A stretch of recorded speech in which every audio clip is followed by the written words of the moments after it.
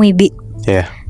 Cerita kali ini gue dapet dari salah satu pendengar kita, namanya sebut aja Eka.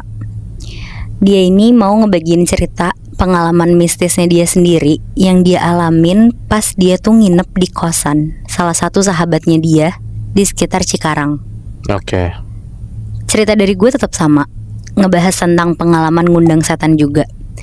Tapi kalau dari barusan yang disampaikan sama Eka, jatuhnya sih emang ceritanya ini tuh gak sengaja. Ini gue gak tahu sih kalau kalian misalnya nih pas lagi di kamar mandi suka sesekali nyanyi atau nyetel musik gitu gak? Gue sering sih. Gue juga sering lagi. Iya sih, gue juga sebenarnya. Tapi katanya itu tuh gak boleh, karena ada yang bilang kalau kamar mandi itu salah satu sarangnya setan. Oh. Soalnya lembab dan kotor. Iya. Dan ternyata statement barusan ini tuh kejadian beneran di cerita ini. Jadi buat background aja, si Eka ini kebetulan sempat kerja di salah satu pabrik di daerah Cikarang. Nah, karena rumahnya di pinggiran Jakarta Timur, makanya buat nabung juga, dia mutusin lah buat gak ngekos. Karena dia juga mikir dia masih mampu lah kalau cuma untuk PP Jaktim ke Cikarang. Toh kalaupun harus lembur atau keburu ngantuk, dia bisa nginep di kosan sahabatnya, namanya Sarah. Oh, oke. Dan saking deketnya si Eka sama Sarah, hampir selalu adalah dalam seminggu dia tuh nginep di Sarah. Bahkan mau ada Sarahnya atau enggak, dia biasanya langsung aja lah tipe-tipe yang masuk ke kamarnya aja gitu. Oke. Soalnya si kuncinya juga kebetulan ditaruh di dalam sepatu di rak depan kamarnya Sarah. Tapi Moibi, ada satu malam yang jadi malam terakhir si Eka ini nginep di kosannya Sarah. Jadi kejadiannya itu ada satu malam, pokoknya si Eka ini tuh kebagian jatah lembur di pabrik, sedangkan si Sarah tuh enggak. Dan karena lemburnya tuh sampai malam banget, Eka niatnya nginep di kosannya Sarah, karena kebetulan gak begitu jauh. Tapi gak kayak biasanya, di malam itu tuh si Sarah udah coba di chat, di telepon gak diangkat-angkat dan gak dibales. Oke. Ya udah tuh, karena takut keburu malam, Eka langsung lah nyamperin ke kosannya Sarah. Dan sesampainya dia di kosan sekitar jam 11 malam gitu, bener aja ternyata si Sarah tuh gak di kosan. Eka di situ langsung ngambil kunci aja, terus langsung buka pintu kamar, masuk selonjoran di kasur sambil nungguin si Sarah.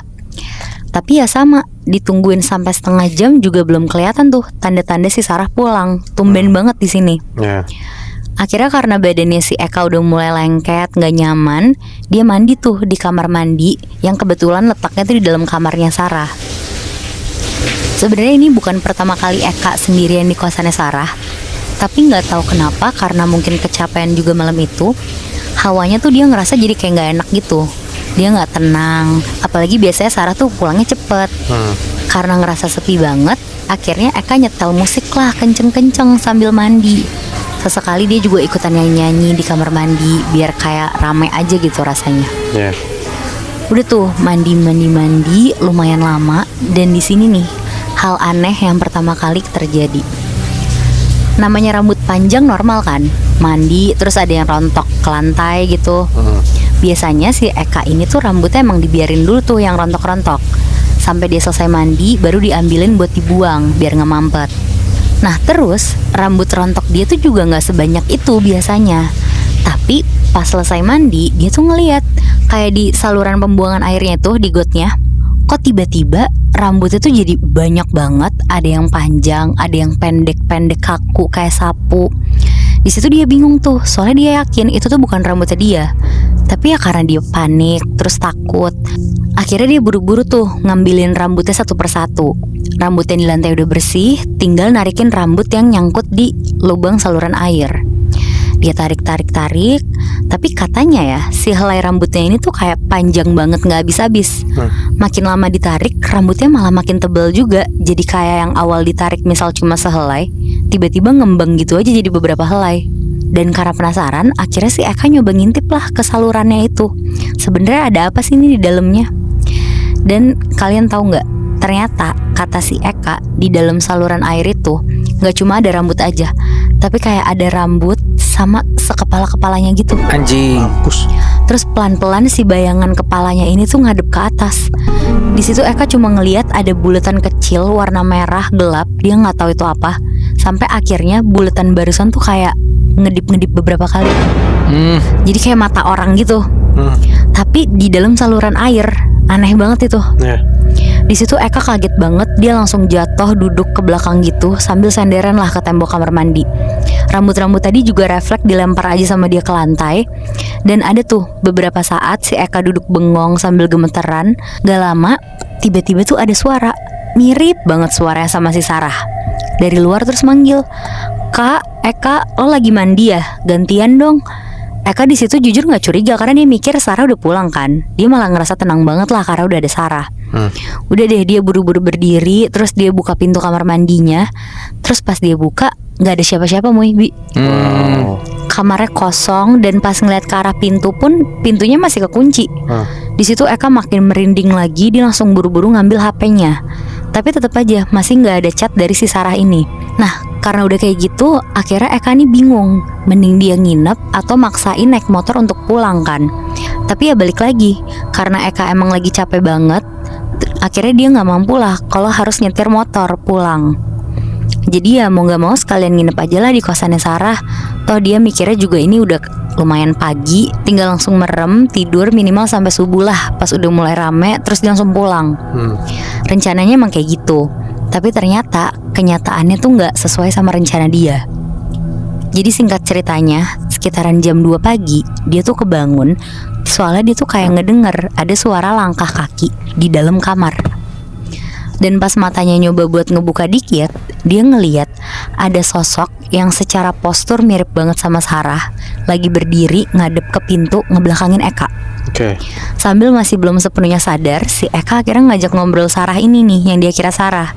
Tapi nggak dijawab sama sekali. Ya udah deh, dia lanjut merem lagi, tidur terus ketiduran.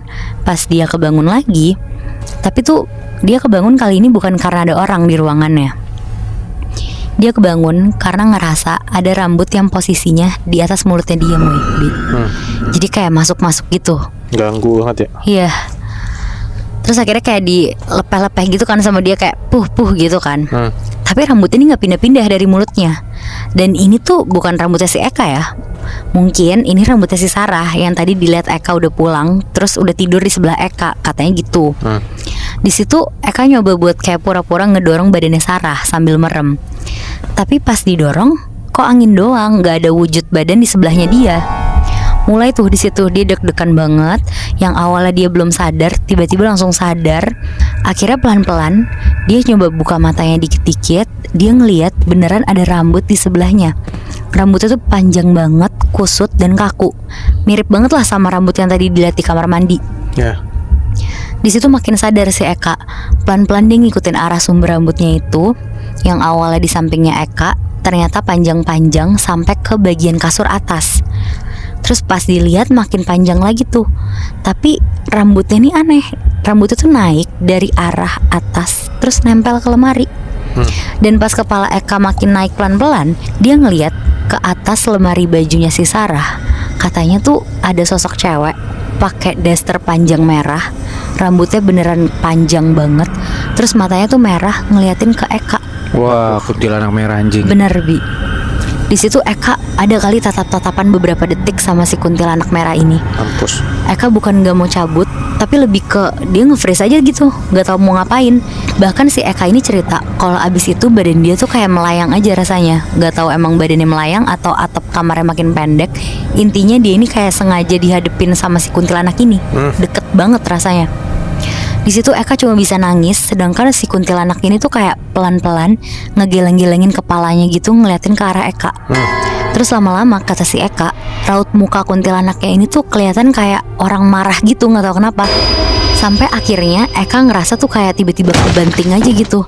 Terus pas banget abis jatuh dianya, badannya pegel-pegel, tapi dia tuh jadi kayak kebangun dari tidurnya gitu.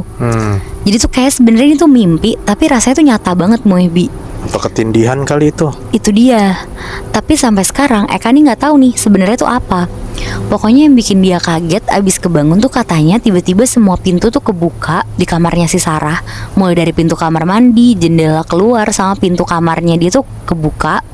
Dan ngelihat ini yang di pikiran Eka tuh cuma, duh gue harus buru-buru cabut lah, bodo amat capek, yang penting gue cabut aja dari kosan ini.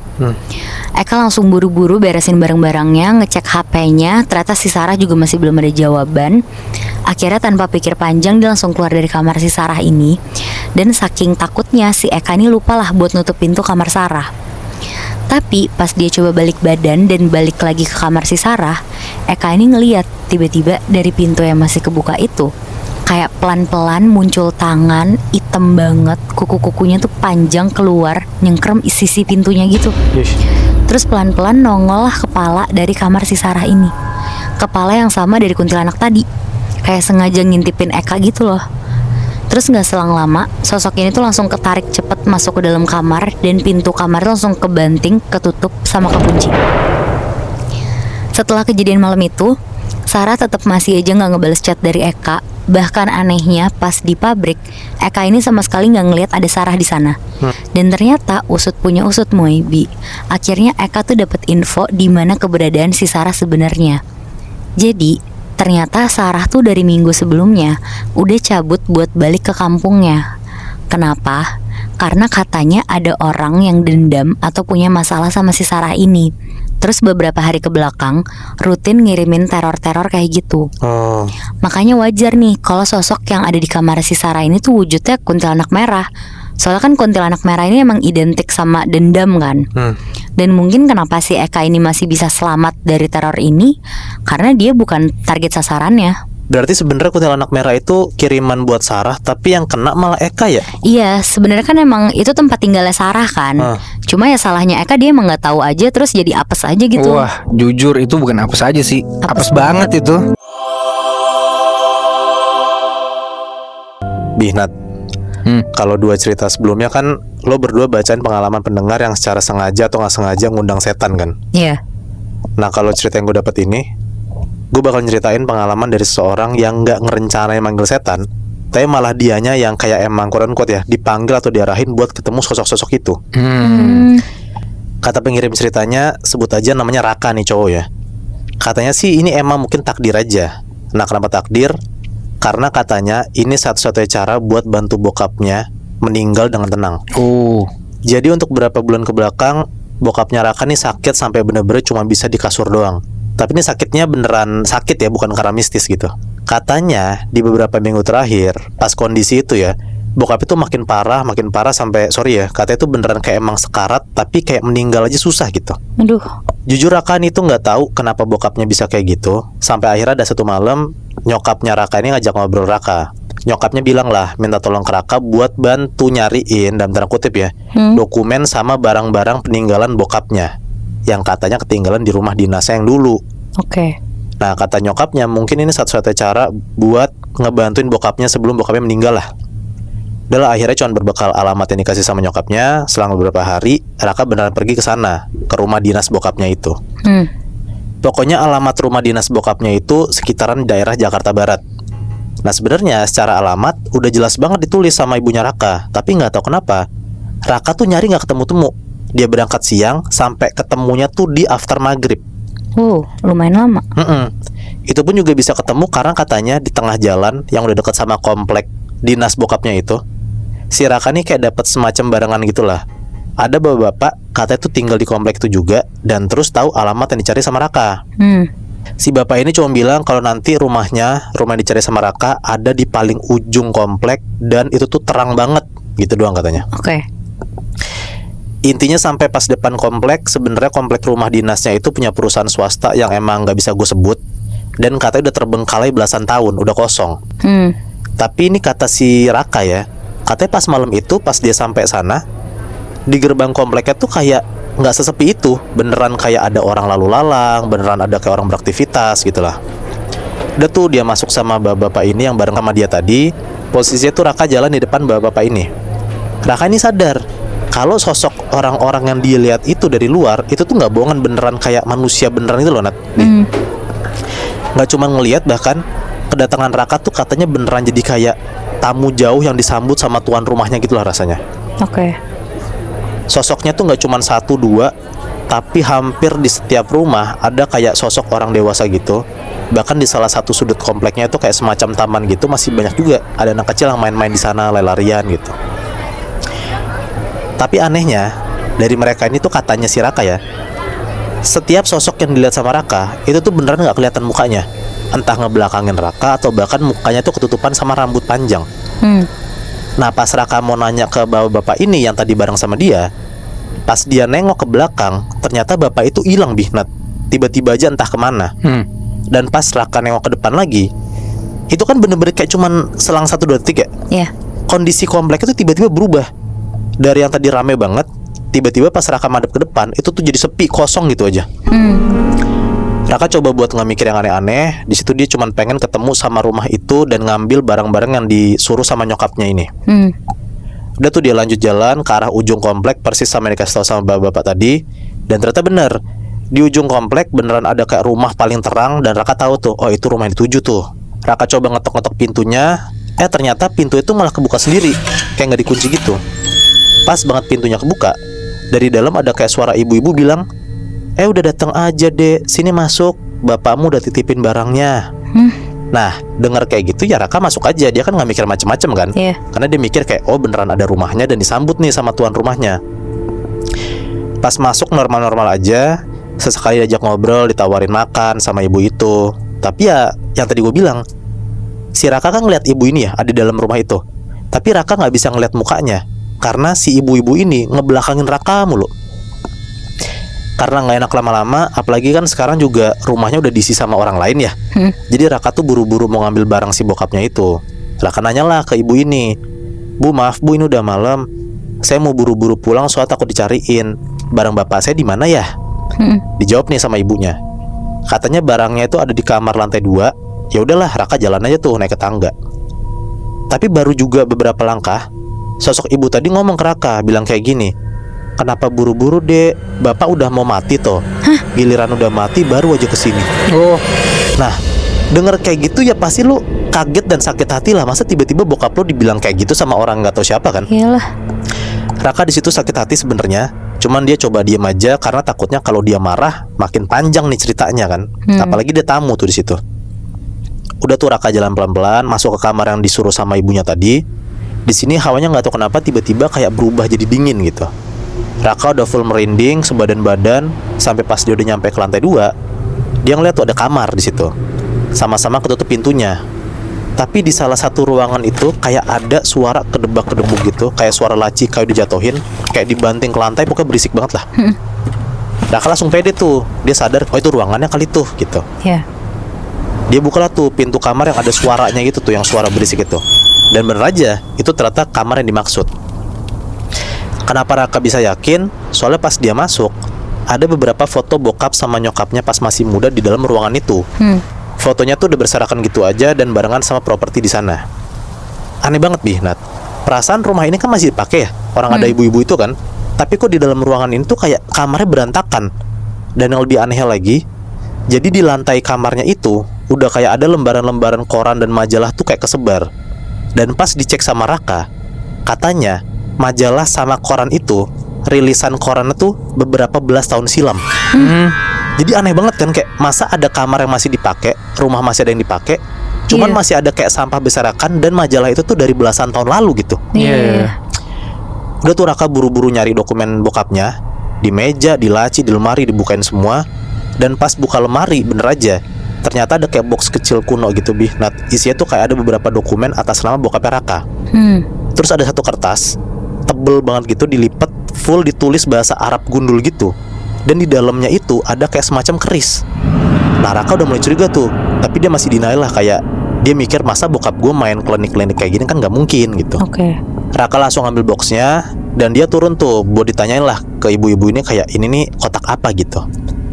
Tapi tau gak Nat, pas Raka sampai di lantai 1, katanya kondisi rumahnya tuh bener-bener berubah. Dari yang tadinya beneran ada ibu-ibu dan beneran kayak masih rapi gitu ya rumah lantai 1-nya.